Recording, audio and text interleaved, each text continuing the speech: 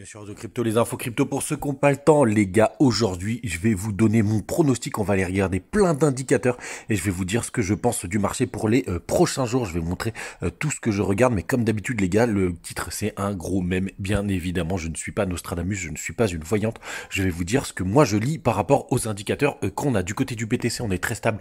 On est à 21 500 $. Ethereum qui est un peu plus en forme, qui prend 2% ce matin. Le reste de la map, plutôt stable, hein, faut pas se le cacher, puisqu'on a juste des performances du côté d'Ethereum classique qui rebondit dès qu'il y a un peu de stagnation du marché. On a pareil du côté d'Atom qui pousse 7,1%. Les gars, du côté tout d'abord du long short ratio, je vous le partageais hier sur Twitter, on était redescendu à peu près à 53% de gens en long, un peu plus, allez, 55, et là on est repassé à 61% grosso merdo de personnes en long. Donc on a eu quand même pas mal de réouverture dès que celui-ci a baissé. Donc là pour le coup, moi je considère qu'on est sur une grosse zone neutre, notamment sur les spots. Vous voyez, c'est assez stable sur les achats. Donc pour l'instant les gars, plutôt neutre de ce côté de cet indicateur, et ça se retrouve d'ailleurs sur d'autres. Du côté des open interest, les gars, c'est-à-dire les expirations d'options. Demain, on a une expiration d'options assez importante ou avec un max pain price, donc c'est l'endroit où ça fera le plus de mal aux investisseurs, qui est aux 22 500 $. Donc c'est quand même une grosse journée d'expiration, hein, sur la fin du mois d'août. Donc les gars, très important, ça veut dire qu'on est aussi à l'endroit où il faut être. Alors est-ce qu'on va s'en rapprocher d'ici demain? C'est possible, mais c'est pas du tout un scénario que je privilégie. Là pour l'instant je privilégie une stagnation, et surtout les gars, souvenez-vous, il y a à peu près une tolérance de 2000 $, et là on est juste en dessous à 1000 $ près.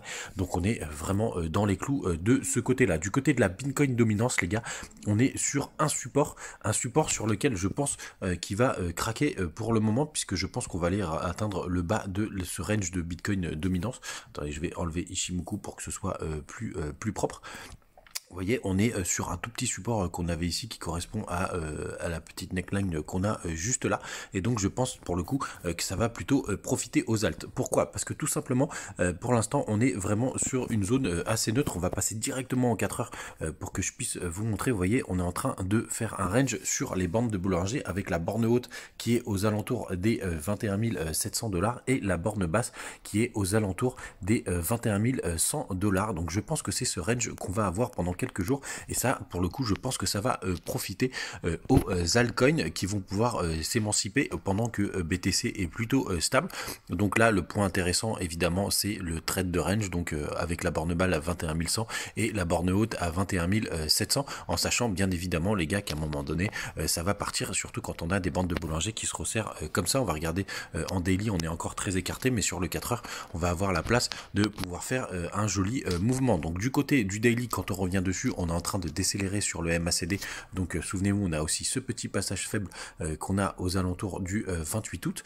Donc je pense que là pour le coup on pourra tenter une attaque haussière, mais en attendant latéraliser. Et sur le RSI on est toujours plutôt vers la zone de survente, même si on n'est pas en dessous, hein, puisque c'est en dessous des 30. Donc je pense là on latéralise, on est dans les clous en termes de prix, et pourquoi pas avoir une petite explosion. Et pour ceux qui veulent faire du trading, bah, c'est toujours très intéressant de trader ces bandes de Bollinger. D'ailleurs Rémi le partageait sur le groupe Telegram, que justement il y avait pas mal de liquidations, et regardez jusqu'où ça va jusqu'aux 21 100 $, donc la borne basse des fameuses bandes de Bollinger.